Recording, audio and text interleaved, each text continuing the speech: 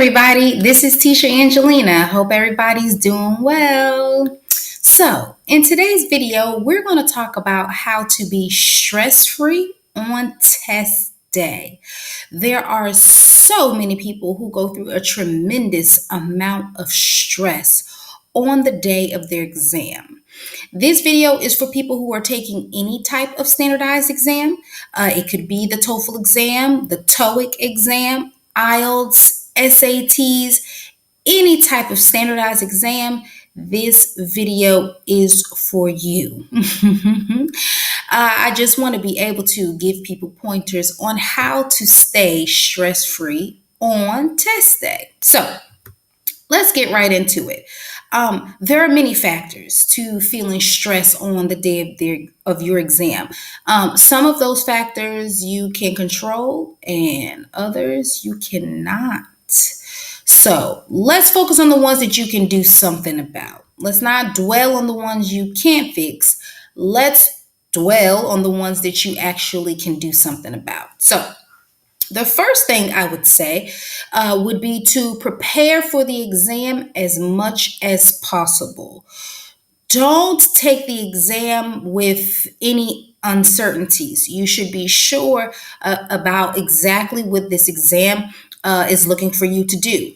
That's your responsibility. You are the test taker, and it's your responsibility to be sure that you thoroughly prepare for this exam. So I suggest that you thoroughly prepare, you gather as much information as possible, you look through all that information, you practice everything you need to practice. If it is that you come across practice tests, take those. This will help you prepare, okay? In addition to that, you want to study with a schedule.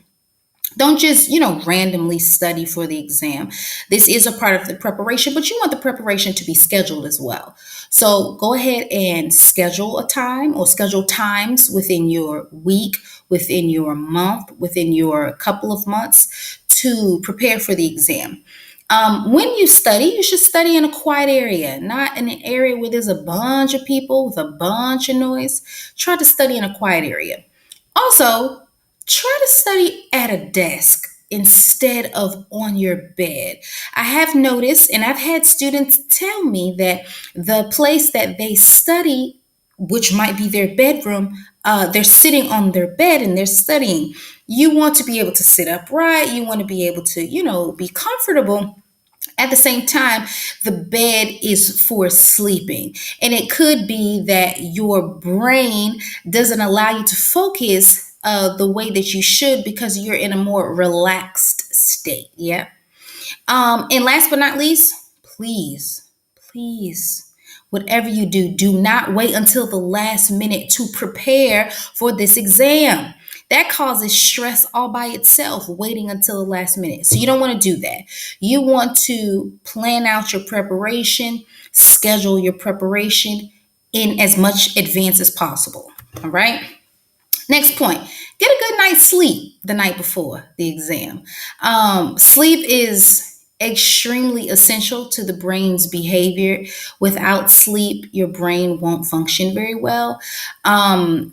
You don't want to take the exam with just a little bit of sleep.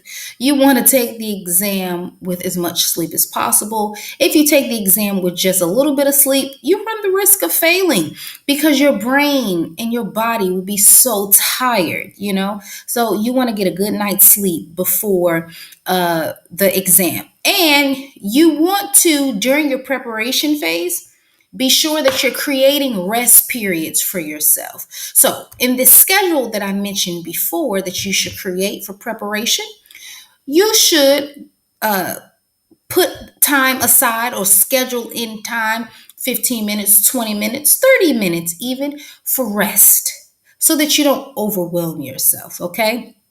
And get a good night's sleep. The next thing would be to eat a good breakfast the morning of the exam. Breakfast is a champion's meal. So if you eat breakfast, your brain is functioning, your body is functioning, you're awake, and you're not exhausted and fatigued and, hungry. Some people, they don't see the benefit of eating breakfast, but there's a huge benefit of eating breakfast. A full breakfast too, not just like an apple and some tea. Though an apple and tea is good, right? You want to eat a full breakfast to get that brain working, to get that energy going that you're going to need for the exam. If you're hungry, you won't be able to concentrate. You won't be able to focus on the exam. So you want to eat. You want to eat the morning of the exam. Next, you want to get to your exam location early. This is specifically for people who don't know the location of the exam. This is for those who will be taking the exam in a testing center. If you're taking your exam at home, like for example, the TOEFL exam where they now have the home edition, you want to be able to have everything set up well in advance, days in advance if possible, to be sure that your microphone's working, your camera's working, this is working, that is working, everything that you need. Yep. But if you're going to be at a testing center, I suggest doing a dry run, which is a few days before the exam.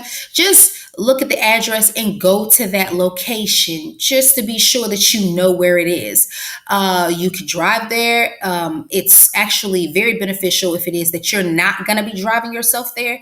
If you're going to take like public transport or something, it's good that you try to go to that location a few days ahead of time so you know, okay, what bus you need to take, where you need to stop, what train you need to take, so on and so forth. So get into the location early, and knowing where the location is in advance is a really good idea. Also, you want to take your identification with you. You do not want to forget your identification. That would not be good. Most of the places that you would be going to take an exam need your identification. So your passport, your driver's license, some sort of identification should be with you when you go to this place. And you want to pack that identification the night before. Put it in your bag or put it in your purse or your folder, your portfolio. You want to pack that up the night before so you don't forget, because the testing center will need it. They will definitely need some form of identification so that you can prove that you are who you say you are. All right. The next point. This point definitely gets some laughs, but it's a serious point. Go to the bathroom before you start your test. This is important. You cannot take an exam that's 3 hours, 3.5 hours, 4 hours long with a full bladder. You won't be able to focus. You won't be able to concentrate. And this in and of itself will cause stress. You don't want that. Go to the bathroom before you start your exam. This is really something important that's taken for granted. Go to the bathroom right before you start your exam so that your bladder is full. Because remember, I mentioned in a few slides before that you should eat a full breakfast. Well, once that breakfast is working through your body, it's a good idea for you to go to the bathroom to relieve yourself before your exam starts. Remember to breathe. You want to definitely breathe during your exam. You don't want to feel stress, and you don't want to feel stressed, and breathing will definitely help with that. Doing some breathing exercises before and after your exam is really important. Taking deep breaths in and out, in and out, in and out a few times in a row before the exam and even during the exam, especially during your breaks. There is breaks usually between the sections of the exams, depending on what standardized exam you'd be taking. You want to take advantage of those short breaks just to breathe. Yeah. Okay, so there's a bonus that I want to give you guys. And this bonus is generally speaking for the preparation phase of things. And that is to identify what type of learner you are. There are many different types of learners. And so I think it would be beneficial if you were to figure out or find out the type of learner that you are. specifically during the preparation phase, so that you know how best to acquire the information that you need for this exam.